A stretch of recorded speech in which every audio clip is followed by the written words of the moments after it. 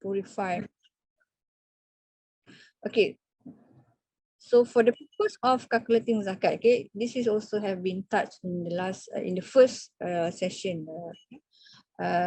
It should be carried out based on current value accounting. Okay, the third principle. Okay, the third principle is the prohibition of production of goods or services that is contradict with Islam, or call it as haram. So one of the due to this, okay, to ensure that, for example, in Islamic banking or finance institution, okay, to ensure that this principle is followed or observed, okay, Islamic banks or Islamic finance institution, okay, are expected to establish a religious supervisory board or Sharia committee. Okay, so this committee or board will assist this Islamic finance institution or bank, okay, to develop ethical code of ethic investment, so that, okay, this is ensure that Islamic banks or finance institution do not finance activities or item that is forbidden. That include, for example, trade of alcoholic beverages, prostitution, gambling, and any unethical conducts. Okay, the next or the fourth principle is the avoidance of economic or business activities that involve these two elements, gambling and uncertainty, maisir and gharar. So maisir in this case is actually refer to the game of hazard, which imply the gamblers strive to amass wealth without effort. And Islam prohibited the game of chance. Meanwhile, gharar here refer to undertake a venture blindly without sufficient knowledge, or when, for example, business entities or owners undertake excessively risky transaction. So these are what does mean by maisir or gambling and uncertainty, or in Arabic we call it gharar. Okay, the last one, okay, the last principle is the provision of Islamic insurance, or we call as takaful. So as many of us may be aware, okay, currently, okay, there are many forms of life insurance or other type of insurance that is contradict with Islamic law. So from Islamic perspective, the only type of insurance that is in line or according to Sharia is mutual insurance or joint guarantee insurance, or we name it as takaful. Okay, so with this, okay, actually lead to the development of takaful companies which providing Islamic insurance. So in Malaysia, for example, there are quite many several takaful providers, like Takaful Malaysia, Takaful Ilas, and Takaful Nasional. So it's very important for the businesses as well as for individual to observe all these 5 principles. All right, now I would like to move to the second subtopic, whereby I will gonna explain on the 3 essential principle or concept that underlie reporting and disclosure in Islamic accounting. Okay, the first concept or principle is stewardship or khalifah. This concept is very central because it enlighten the corporate social responsibility and transparency of business entities or companies. So in here, okay, financial information and reporting are being used to demonstrate commitment of business entity in recording and utilizing money, okay, that is distributed for the improvement of social welfare and social equity in the for the public or for the ummah. Okay, so under this concept, okay, and from Islamic perspective, okay, by draw upon this concept, okay, each individual has a role, yeah, that is contingent upon performing good deeds and refraining ourselves from doing bad deeds from evil. So this is important to fulfill as a Muslim, to fulfill a duty as a servant of Allah. Okay. So under this concept, okay, Allah worship require us to perform, I mean the Muslim to perform specific divine tasks, okay. One is to fulfill a duty and responsibility to Allah, and of course to the rest of community, yeah, in the universe. Okay, then from this perspective, okay, by drawing upon this concept, okay, or principle, okay, stewardship in financial reporting, okay, must be defined according to Islamic religious rule. Okay, first is to fulfill Muslim obligation, and secondly is to provide social welfare to Islamic community. Yeah. Okay, right. The second one, or the second principle that underlying the reporting and disclosure from Islamic perspective is social accountability. Okay, why do we provide financial report? Okay, and why we do provide disclosure? Okay, so under this concept of principle, okay, it refer accountability. Okay, the root word is hisab or account. Okay, the root of accounting, yeah, the hisab or account is the root of accounting. And the references can be refer or can be traced back to Holy Quran. Okay, to account in its generic sense. Yeah. So social accountability, yeah, when we talk about social accountability, to provide account, it relates to one's obligation to account, yeah, to provide explanation, to provide justification, yeah, to God, all matter for which every Muslim is accountable.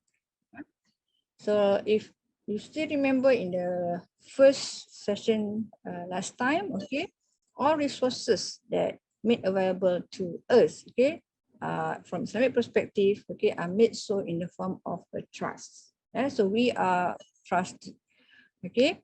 So for whatever that been given by God, okay, in form of goods, property, intangible asset are actually is in the form of a trust, and we being seen or regarded as a trustee. Yeah.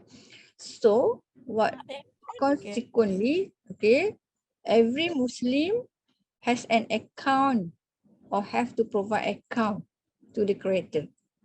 Yeah. So in this account, it will record all goods and bad action. Yeah. And this account will continue until death. Okay, so for Allah to show all people their account on their judgment day. So in business enterprise, okay, both management and provider of capital are accountable for their action. For both within and outside their firm, for to the stakeholder, and to the community, to the ummah. Okay, so in Islam, when we draw upon social accountability from Islamic perspective, when refer to the reporting and disclosure from Islamic perspective or Islamic accounting, accountability here means accountability to community or society at large. This is also have been touched in the first session when we compare between Western accounting system and Islamic accounting system. Where the focus for Western based accounting system, the focus of accountability is personal accountability. But Islamic accounting, okay, the accountability is to the society at large. Okay, so what is the implication?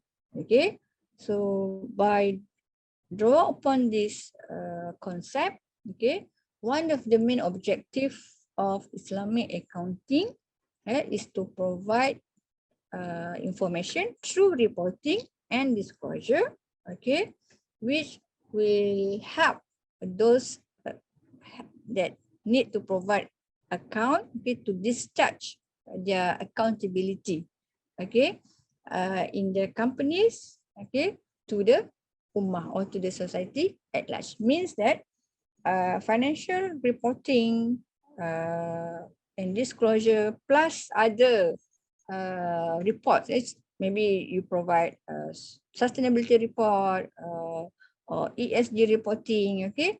So from Islamic accounting, okay, that reports and disclosure is as a tool for you, for example, the owner of the businesses, okay, maybe the BOD, okay, the management of businesses, okay, to discharge your accountability by reporting, explaining whatever you have undertaken, okay, in conducting the business activities. Yeah, and the focus here is to the society at large, not just to the powerful stakeholder like shareholders or creditors. So this is a big difference when we compare between Western accounting system, okay, and Islamic accounting, as what I have highlighted in the first session. Okay, then the last this principle that underlie reporting and disclosure from Islamic perspective is full disclosure. Okay, this one also have been touched in the last session, in the first session.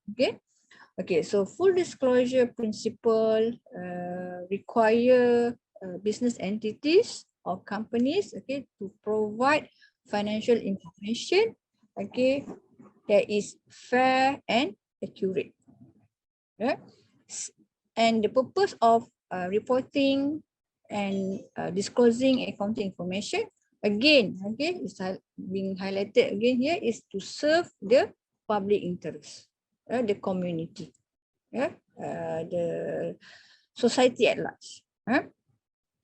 Okay, and why the full disclosure is being emphasized in Islamic accounting? Because the society at large, the community, the ummah, has right to know the impact of the business operation, okay, on their well-being, okay, and to check whether the companies or the business entities are conducting the business by following or complying with Sharia.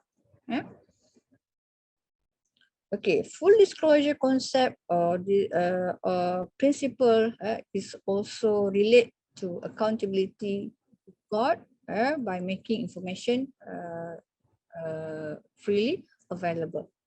So again, I would like to emphasize that under this principle, full disclosure, truthful and relevant disclosure of information is very vital or crucial. For example, okay, full disclosure when we talk about the responsibility of zakat payment. So the calculation to determine the correct zakat to be paid, the calculation of the zakat, okay, require companies to disclose, okay, the value of their asset and liability, okay, to ensure appropriate zakat being paid out. This is to ensure that they fulfill the religious obligation to help the poor. Another thing, okay, why full disclosure is very important in Islamic perspective, okay, because it helps to predict future obligation of the business entities or companies, okay, and help investors, particularly, to assess investment risk when they involve or they participate in Islamic partnership agreements. Okay, so before I go to the next subtopic, I have an activity for you guys. Okay. Let me share another screen. So just now, okay, I've done covering the first and second subtopic on the 5 financing principle to ensure that any transactions or activities comply with Islamic value and norms. And the second one is on the 3 principles that underlie the reporting and disclosure from Islamic perspective. Yeah. So before I this exercise can reinforce your understanding of the first subtopic. So let me now continue with the next subtopic, the third one. Okay, let me share.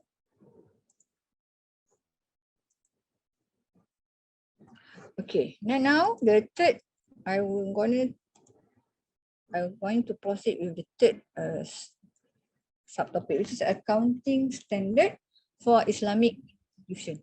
Yeah. So what accounting standard that have been issued so far? Okay, and who are responsible? Okay, when we talk about accounting standard for Islamic institution, particularly Islamic banking or finance institution, okay, one of the big name is IOFI. IOFI. IOFI, or Accounting and Auditing Organization for Islamic Financial Institution Standard, adalah satu badan global Islamik yang bertanggungjawab lah untuk membangunkan, menerbitkan standard accounting, auditing, dan ianya based on Bahrain. IOFI tidak generate profit, keuntungan untuk ahlinya. Okay. Dan sejak penubuhannya pada tahun 1991, IOFI telah menerbitkan banyak piawaian ataupun standard for Islamic Financial Organization dan juga Islamic Banking Institution. Okay. And as the name given, okay, for Islamic Financial Institution Standard, okay, IOFI is working to formulate criteria for Islamically aligned financial institution. So the focus is on providing standard, accounting standard and auditing standard mainly. There is Islamically aligned financial institution. Okay, walaupun it is focused on standard for Islamic financial institution, many of the IOFI standard can be applied to non-financial institution. Banyak juga, banyak standard atau piawai yang dibangga oleh IOFI juga boleh diguna pakai untuk institusi non-financial. Okay, so specifically, okay, selain daripada accounting standard dan auditing standard, IOFI turut menerbitkan, okay, Code of Ethics dan juga Governance Standard, piawaian tabik urus untuk International Islamic Finance Industry. So maksudnya IOFI bukan setakat issue accounting and auditing standard, but it also develop and issue Code of Ethics and Governance Standard for this industry. Okay, here are the screenshot from IOFI website. Dan seperti mana yang boleh dilihat, ini adalah contoh standard-standard yang telah diterbitkan oleh IOFI. Okay, dan if you realize here, if you see here on the very first point here, IOFI juga sebenarnya telah menerbitkan conceptual framework for financial reporting. And in this framework has been revised back in 2020. So if we refer to IFRS, IFRS pun ada conceptual framework for financial reporting. So in this case, IOFI turut telah menerbitkan conceptual framework for financial reporting that is Islamically aligned. You can see here there are many other accounting standard, including standard for financial reporting for zakah, presentation and disclosure in the finance segment of takaful institution. Okay, this is only example of accounting standard that have been issued by IOFI. Okay. However, okay, IOFI mandate is limited to Islamic financial institution. That is one of the limitation lah. But ultimately, it depends on each individual Islamic country. Bergantung pada setiap negara Islam tu to empower Syariah standards for recording appropriate Islamic transaction. And we have to acknowledge that despite walaupun IOFI ni dah lama wujud since 1991, but it lacks global enforcement authority. So to date maksudnya is still on voluntary basis dan bergantung kepada penguatkuasaan di setiap negara tu. Kalau negara tu decide to enforce Islamic, for Islamic banking and Islamic finance to apply IOFI punya standard, so they can do so. But IOFI itself, it has no power to enforce Islamic finance or banking to apply the standard that they have issued. Okay, this is at international level. We have IOFI. Okay, now I would like to share about the development in Malaysia. Okay, in Malaysia itself, okay, there are efforts that have been undertaken yang telah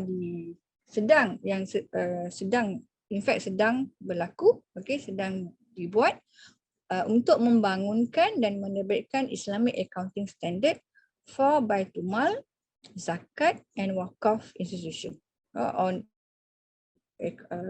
called as IASBZW. This project is led by Jabatan Accountant Negara Malaysia. Okay, in general, accounting standard yang cuba dibangunkan ini adalah untuk diguna pakai oleh charitable organisation. So tujuan utamanya adalah menawarkan satu atau menerbitkan satu set accounting standard yang selari dengan syariah rules, at the same time untuk standardize pembentangan laporan kewangan, asetnya, liability-nya, hasil belanja-belanja di antara Baitul Mal, Zakat dan Wakaf organisation di Malaysia. Sebab sebelum ni, okay, bila kita nak compare, when we try to compare the financial report of this institution dari one state to another state, it's so challenging because this state may apply or may use this standard.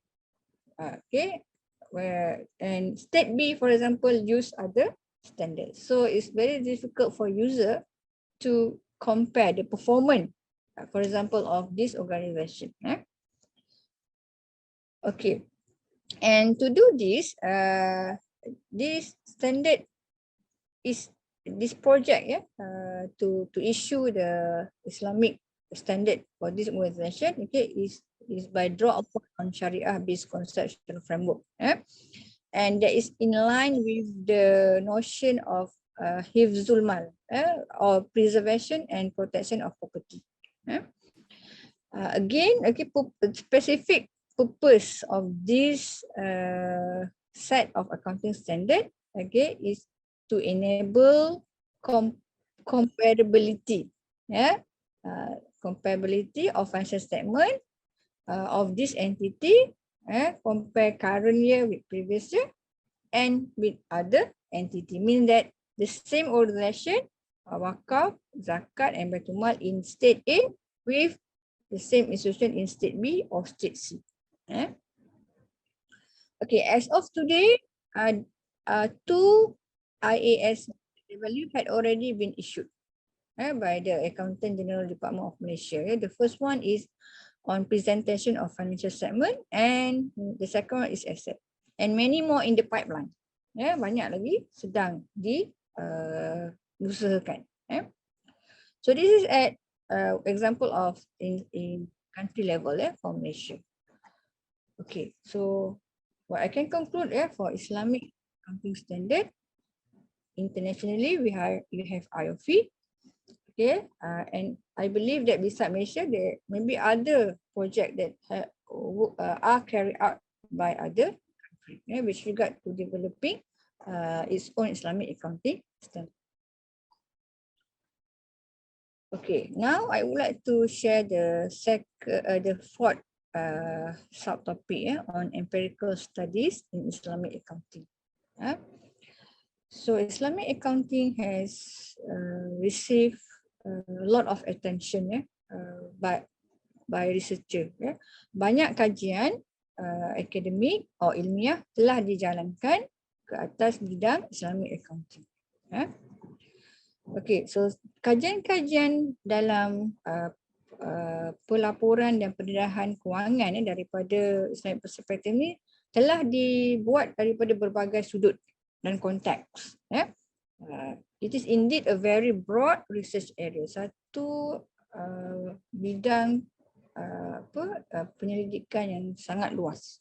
So what you can see kalau on my right lah, these are among the area yang telah yang dikaji selanjutnya, which include pelaporan sosial Islam, kualiti pelaporan, amalan dan extent of disclosure, kemudiannya financial and reporting standard for Islamic institution dan juga kajian behavioral effect type. So I would like to share with you some of the sub area ni. Okay, the first one is Islamic social reporting. Pelaporan sosial Islamik. Okay, so apa yang telah dikaji oleh akademia, ataupun researcher dalam sub area ni adalah antaranya mereka mengenal pasti determinan apakah faktor yang motivate Islamic banking institution untuk menyediakan Islamic social reporting. Apakah penentu-penentu faktor-faktor penyebab yang motivate Islamic banking institution untuk menyediakan Islamic social reporting. Okey, dalam sub area ni juga ada kajian yang mengkaji tentang nature dan extent Islamic social reporting company-company yang syariah compliant. Okey, dalam sub bidang yang kedua iaitu aspek kualiti pelaporan. Okey, apa yang telah dikaji contohnya adalah sama ada pematuhan syariah itu membantu meningkatkan kualiti pelaporan kewangan. Adakah bila sesuatu company itu syariah compliant, jadi dengan syariah compliant itu adakah ianya meningkatkan kualiti pelaporan syarikat tersebut? So itu adalah antara yang dikaji dalam sub area ini. Selain itu juga ada kajian, there are studies that have been carried out untuk melihat kesan kewujudan lembaga syariah ke atas hubungan di antara kualiti pendedahan accounting dan juga prestasi kewangan bank-bank Islam. Maksudnya sekiranya wujud lembaga syariah, adakah lembaga ini akan mempengaruhi hubungan di antara kualiti pendedahan perakaunan dan juga prestasi kewangan bank-bank Islam. Ya. Okey, dan yang terakhir yang saya mahu highlight di sini adalah sub area yang ketiga, itu reporting practices dan extent of disclosure. So ada beberapa kajian yang telah dibuat oleh scholar ataupun academician. Pertamanya untuk melihat atau mengkaji kesan composition syariah committee ke atas extent of syariah governance disclosure bank-bank Islam. Ya. Adakah komposisi komiti syariah itu ada sebarang kesan ke atas level pendedahan urus tabir syariah bank-bank Islam. Okay. Dan selain itu ada juga kajian-kajian yang telah dibuat untuk melihat amalan pelaporan State Islamic Religious Council. Kualiti mungkin sejauh mana amalan pelaporan yang telah dibuat oleh SIRC ini. Okey, jadi itu tadi maksudnya terdapat banyak kajian yang telah dilakukan ke atas bidang Islamic Accounting, yang mana kita boleh kelaskan kepada 5 sub area ni. Yang saya share tadi adalah the first 3. Dalam yang the last 2 ni actually ada lagi lah, but I highlighted the first 3. Okay. So kalau side ni actually the latest sampai hari ni tu memang adalah, but yang ini adalah saya side up to 2020. Okay, the last one is prospek of Islamic Accounting. Okay, so what's next?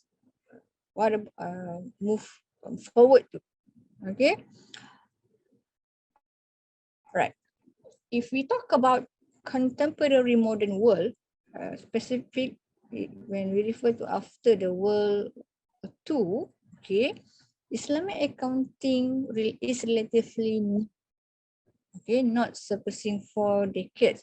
Yeah, kalau you still remember last, I'm not sure whether I mentioned or not dalam last session. Okay, somewhere in 1980s tu adalah the first time ada penulisan tentang Islamic accounting in English. Yeah, okay. Despite this, okay, walaupun kita kata Islamic accounting ni in modern world tu is relatively new, but it already have a global impact. Kesan practice of Islamic accounting is everywhere. Okay, this is mainly due to the foundation of Islamic accounting itself. That is based on Islam. There are a well-developed body of thought. Islam being as a basis to develop accounting system that is practical, that we refer it as Islamic accounting. Okay, like what I have highlighted in the last session, okay, the ability of Islamic accounting to give a global impact, although it is relatively new, okay, can be relate to or can is being demonstrated or can be seen through evidence that's available, because in Al-Quran itself, okay, Islam itself through the Al-Quran menekankan kepentingan kepada pelaporan, perekodan, hutang-hutang dan juga transaksi.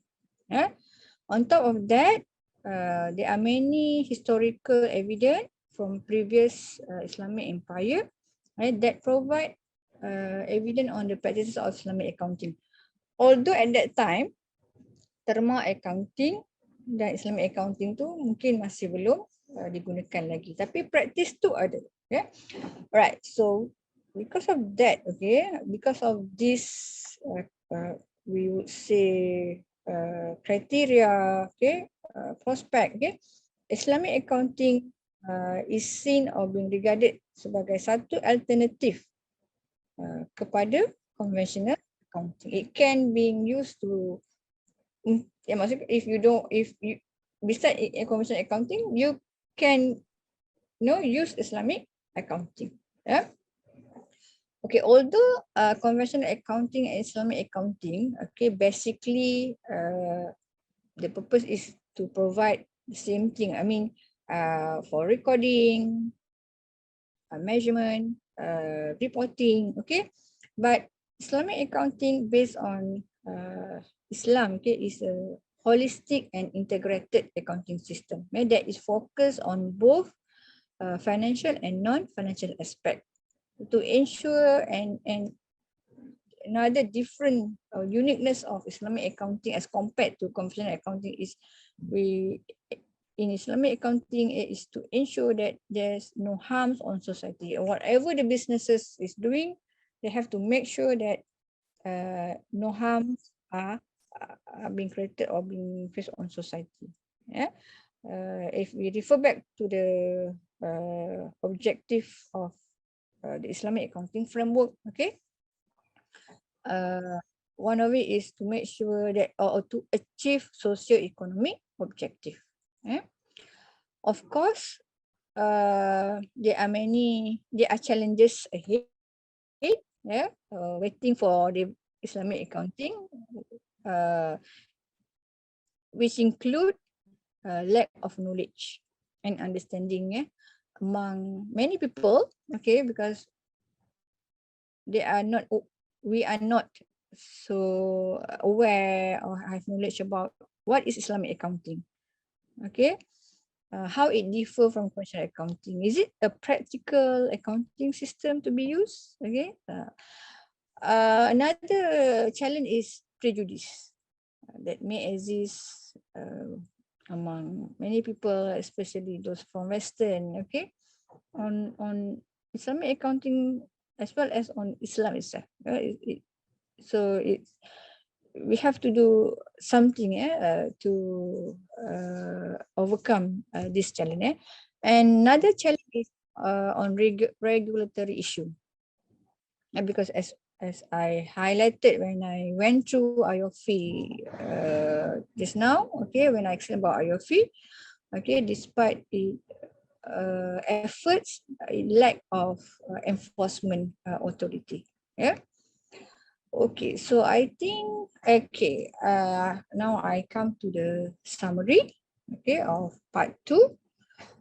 So on first subtopic, I have explained to you guys on the 5 financing principles to confirm with Islamic value and norm, okay, which include the absence of riba, the introduction of zakat, yeah.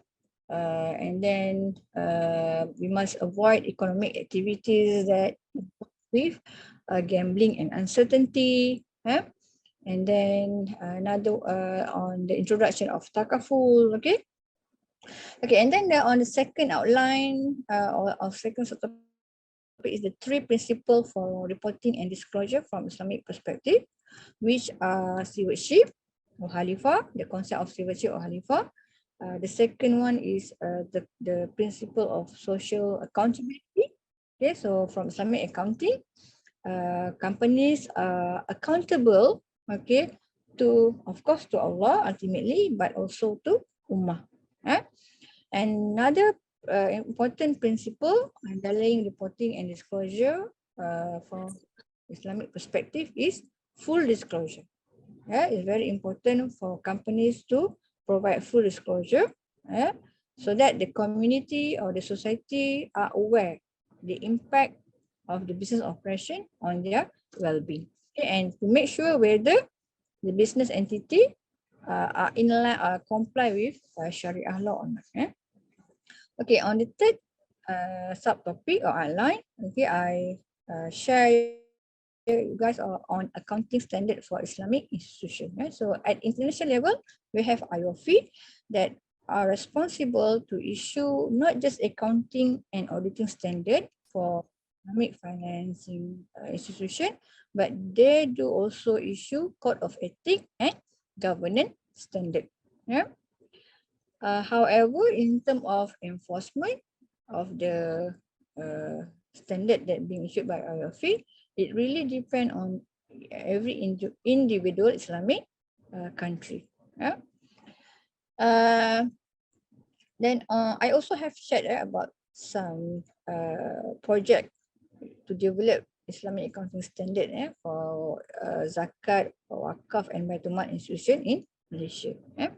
Okay, then on the second last subtopic, I shared with you guys example of empirical study that have been conducted in Islamic accounting area.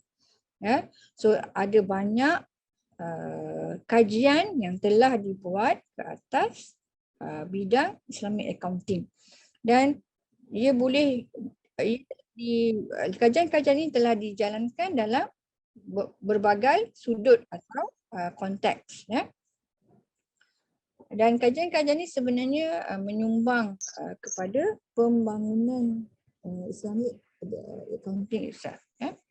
Okay, dan yang terakhir, just now I highlighted briefly on prospect of Islamic accounting. So, what's next? Okay, Islamic accounting area ni adalah satu bidang yang I would say cerah lah. I would say okay, ada prospek, okay, with because it being developed on something that is very solid, Islam itself, So that's why there are argument or claim that Islamic accounting can be an alternative to Western-based accounting system.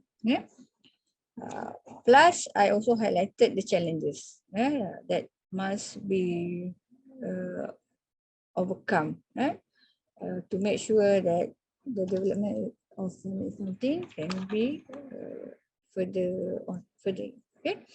Okay, so I think that is what I would like to share today, Ibu Juwita.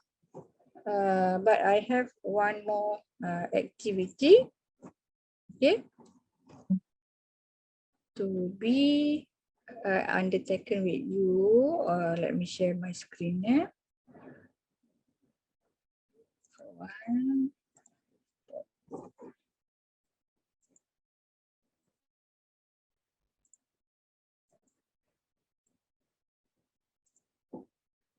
Let me share in the chat box, right? It's the chat box. Okay, can you try join this? I'm not sure whether you guys can join through the link that I've shared in the chat box.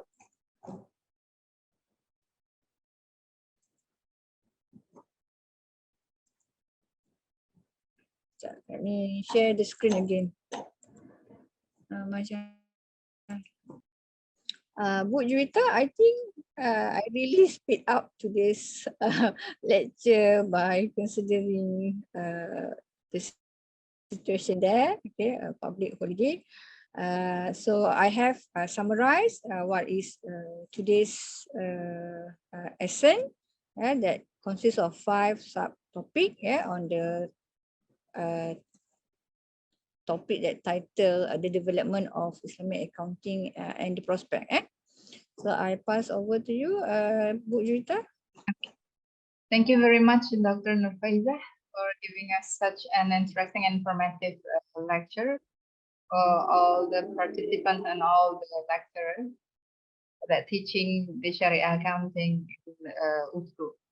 And now we come to the question and answer session. For the participants who have questions, please raise your hand and tap the chat box. I'm gonna read them to you. Is there any question from the participants? Ada mahasiswa ada yang mau ditanyakan kepada Ibu Dr. Norfaiezah terkait apa yang sudah disampaikan? Ada kira-kira?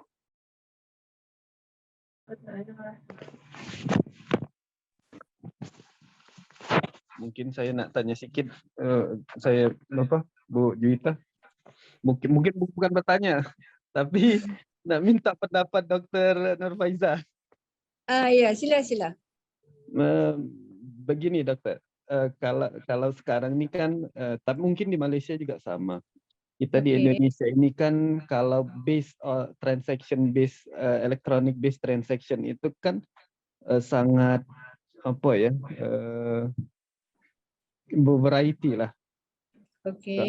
Kalau masa awal tahun 2000 dulu kan kita hanya beli barang, atau kalau sekarang ini kan ada online trading, ada macam-macam lah online trading, satu lagi online loan atau online kredit, online shopping dan lain semacam. Belum lagi dari itu dokter, social media. So tadi kan dokter sudah menjelaskan bahwa transaction itu harus tidak boleh yang mengandung judi, goror, lepas itu riba.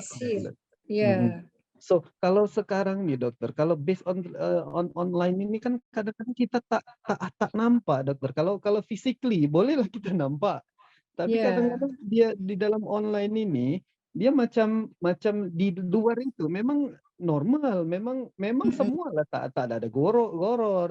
Dia memang ada real, tapi terkadang, nah itu tadi beberapa bulan lepas kan itu di Indonesia ini sering nih nanti kena take down oleh kerajaan bisnis online. Apakah di Malaysia juga seperti itu dokter, dan bagaimana sepatutnya terutama bagi kita dan mahasiswa untuk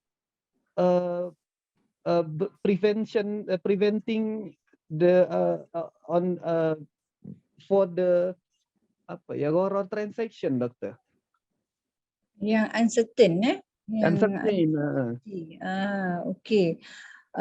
Kalau dalam konteks Malaysia tu, maksudnya bila yang online lah kan, yang kita kata isu online transaksi tu, memang ada kebarangkalian lah. Kalau kebarangkalian ada wujudnya unsur-unsur yang begitu. Cuma kita, maksudnya saya bercakap ni, kita sebagai pembeli lah ya, kalau ataupun betul. Jadi kita ni sebagai pembeli, satu yang kita boleh buat adalah untuk mengelakkan lah kan, untuk mengelakkan adanya terlibat ataupun adanya unsur ketidakpastian tu untuk online transaction tu. Satu, kita kena tengok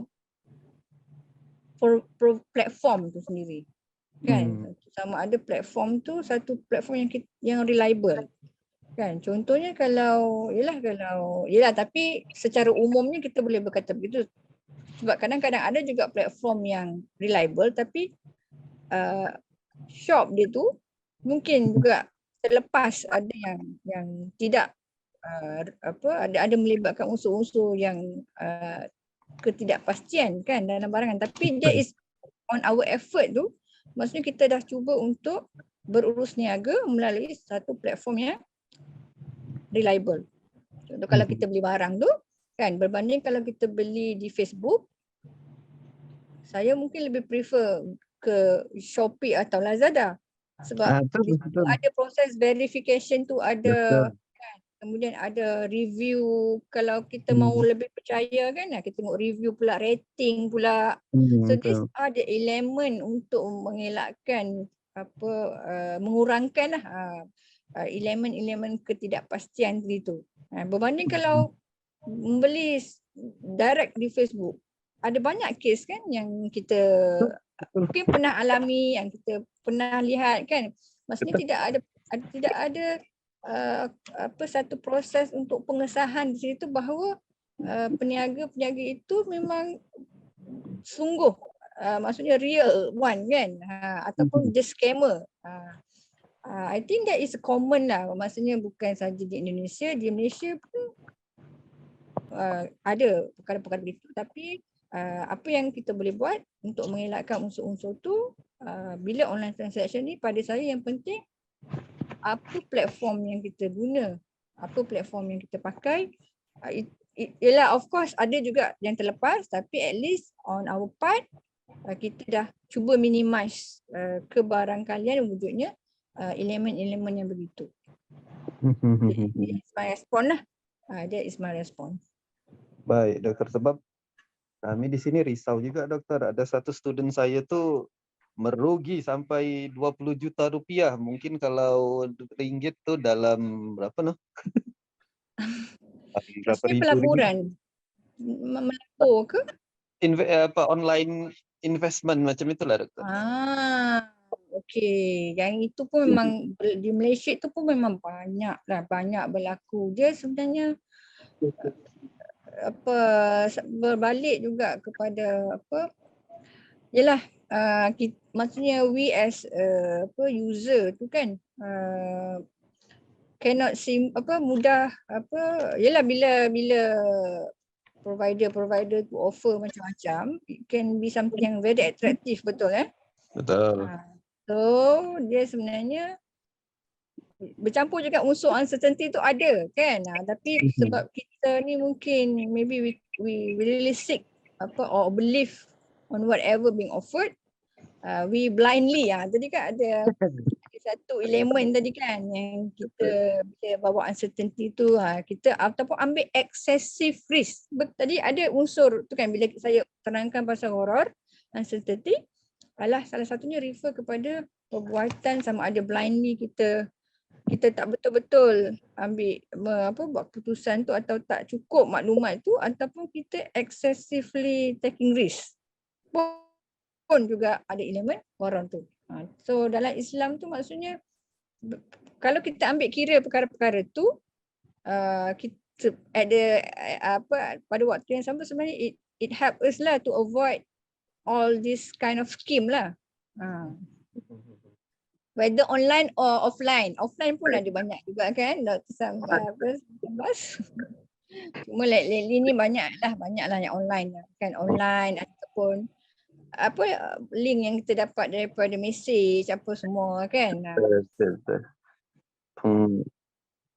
Sebab macam ini juga doktor, ada kerisauan dalam satu student selalu, beberapa student tu selalu discuss dengan saya juga, ada beberapa.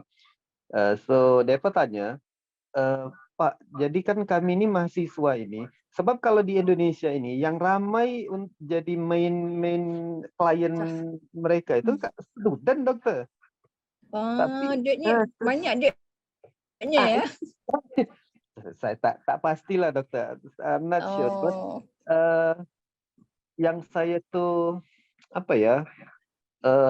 saya tu khawatir bahwa mahasiswa ini kan memang paham lah. Tapi ada sesuatu yang memang betul-betul membuat mereka itu terlena. Jadi so ikutlah. Satu kadang saya juga melihat kadang ya anak-anak sekarang ini kan ada satu ini, kalian kalian akan mendapatkan tak perlu susah-susah bekerja, uang datang. Kedua, satu lagi itu yang ramai itu macam ini lagi dokter. Kalian kalau ini akan mencapai kemandirian finansial financial freedom. Saya tuh ya kalau kita yang paham kan dokter, paham lah mana tak ramai lah, 1-2 mungkin oke lah financial freedom, tapi kan tak semua. Tapi ini kan kita boleh generalize semua itu boleh financial freedom. Itu kan macam macam too good to be true. Tapi student tak ramai tak menyadari macam itu dokter. Dan student ini pun juga cerita dengan saya sampai, Pak, kalau macam ini kan bahaya, Pak. Betul. So kalau saya boleh bagi respon kan. Sebenarnya kalau isu yang ini dia memang ada dua perkara yang terlibat lah. Yang yang agak membimbangkan, iaitu satu dari segi financial literacy. Dan satu lagi, betul. satu lagi adalah dari elemen kita bimbang bila terlibat itu tadi kita terlibat involve in itulah benda yang perkara-perkara yang ada elemen mungkin riba, gambling, uncertainty kan. Dia dah non compliant lah dengan syariah tu. Betul. Apalagi kalau kredit online tu dokter, itu semua pakai bunga. Betul Dr. Sambah. Betul lah. Bila apa-apa itulah tadi dalam yang bila saya terangkan tentang should be absent from riba tu, maksudnya dalam Islam, dalam apa bentuk pinjaman sepatutnya tidak melibatkan atau dilarang melibatkan unsur interest tu atau riba tu. Sebab tu yang macam saya explain tadi, kalau dalam Islam ni sebenarnya loan atau pinjaman tu dibuat di atas kontrak qardul hasan kan. Qardul hasan ni maksudnya kalau ada orang yang memerlukan, kita bagi pinjam 1,000, nanti bila dia ready atau dia mampu, dia akan pulangkan 1,000. Kecuali atas willingness dia memang nak bagi hadiah pada kita ke apa, itu terpulang. Tapi kita sendiri as provider, loan provider tu contohnya tidak boleh mengenakan sebarang lebihan lah, yang apa-apa pun tu dikira riba lah maksudnya. Ya. Berarti kalau dari si peminjam macam itu dokter, dia nak bagi lebih boleh, tapi kalau kita as a provider, we cannot exceed our loan. Ya, betul. Jadi our credit ya. Tu berbalik pada dalam Islamic Accounting tu, apa-apa yang kita nak rekod, contohnya kalau kita ni bank kan, mestilah transaksi yang kalau kita tengok balik salah satu definisi Islamic Accounting tu adalah mesti legitimate transaction. Legitimate transaction maksudnya yang mesti comply dengan syariah law. Bila syariah law tadi, itulah tadi antara 5 prinsip utama tadi lah. Mesti fulfill the 5 principle tadi. Baik, terima kasih dokter. Mungkin nanti boleh kita sambung lagi nih. Mungkin kita bagi peluang dulu untuk student-student. Ya, silakan. Terima kasih Bu Jita. Terima kasih Pak atas pertanyaannya. Adik-adik mahasiswa mungkin ada yang mau ditanyakan?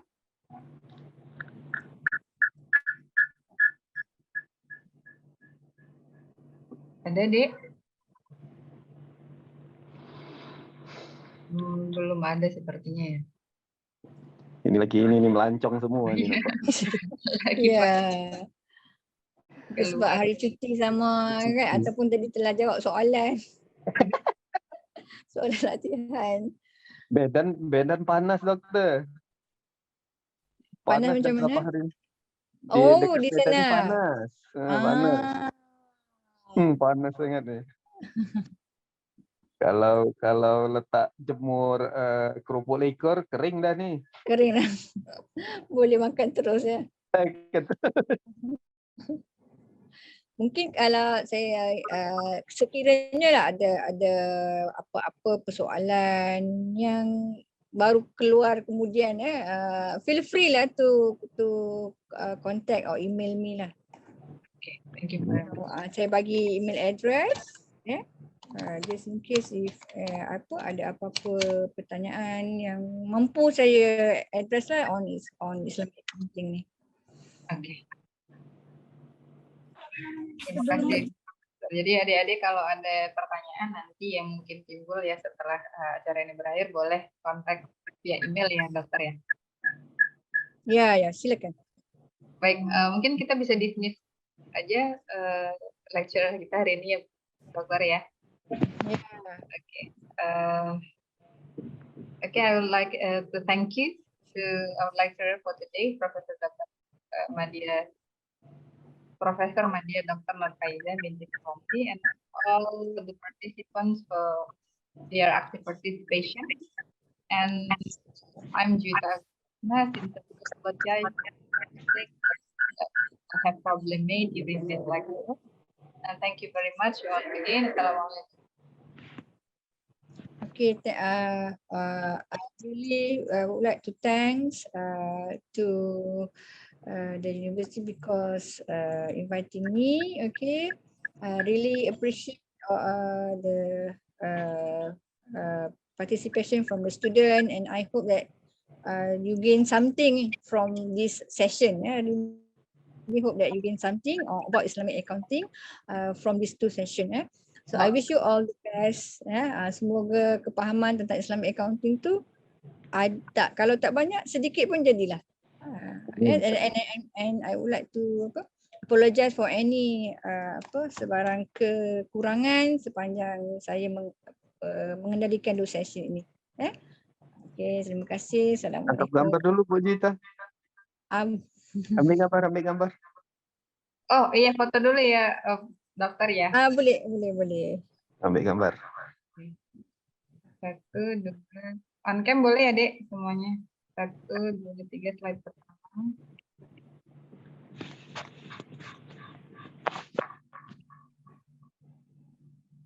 Kemudian